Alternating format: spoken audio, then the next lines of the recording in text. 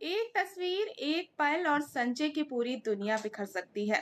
जिस सच को वो इतने दिनों से सबसे छुपा कर रखे हुए हैं, अब वही सच उसके सामने सबसे बड़े खतरे की तरह खड़ा होने वाला है। अगर वृंदा की नजर सिर्फ एक तस्वीर पर पड़ गई तो संजय की दूसरी शादी का पूरा सच उसी पल खुल सकता है। तो फ्रेंड्स, आखिर आने वाले एपिसोड में ऐसा क्या होने वाला है? तो चलिए जानते हैं आज की एपिसोड की पूरी कहानी। तू ही रे दिल में के आज के एपिसोड की शुरुआत होगी संजय के घर से। संजय के घर में उसकी शादी की तैयारियां चल रही होती हैं। पूरे घर में खुशियों का माहौल है, हर कोई शादी की खरीदारी में व्यस्त है। साड़ियां, गहने और बाकी तैयारियां पूरे जोरों पर चल रही हैं। तभी कविता बुआ वहां पहुंच जाती है। उन्हें लगता है कि उनके जन्मदिन किसी को याद नहीं है। यही सोचकर उनके चेहरा उतर जाता है। वो काफी उदास हो जाती है। कुछ देर बाद सरिता उनके लिए चाय लेकर आती है, लेकिन कविता बुआ नाराज होकर चाय लेने से मना कर देती है और वहां से चली जाती है। तभी संजय घर पहुंचता है। अगले ही पल पूरा परिवार मिलकर कविता बुआ को शानदार बर्थडे सरप्राइज करता है। केक, सजावट और सभी की शुभकामनाएं देखकर कविता बुआ की सारी नाराजगी पल भर में गायब हो जाती है और घर में फिर से खुशियां लौट आती हैं। इसी दौरान स्वाति भी अपने माता पिता के साथ वहां पहुंच जाती है। सभी मिलकर जन्मदिन का जश्न मनाते हैं। लेकिन इसी खुशी के माहौल में एक ऐसी बात होती है जो आने वाले बड़े तूफान का संकेत देती है। स्वाति की माँ कविता बुआ से कहती है कि तिलक वाले दिन संजय का अचानक वहां से चले जाना उनको बिल्कुल पसंद नहीं आया था। कविता बुआ संजय का बचाव करते हुए कहती है कि वो बहुत अच्छा लड़का है और जरूर कोई बड़ी मजबूरी रही होगी। लेकिन स्वाति की माँ साफ कह देती है कि वो अपनी बेटी का दिल टूटते हुए नहीं देख सकती।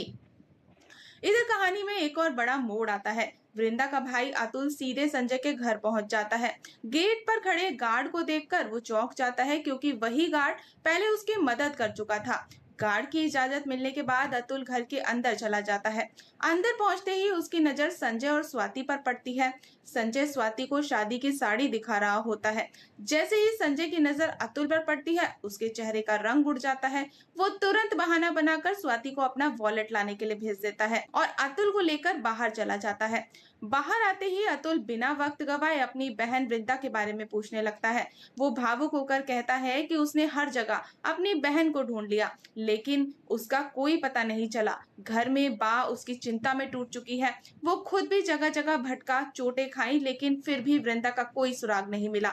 अतुल की बातें सुनकर संजय खुद को संभालने की कोशिश करता है। वो कहता है कि उसने वृंदा को नहीं छोड़ा है, बल्कि वृंदा ही उसे छोड़कर चली गई थी।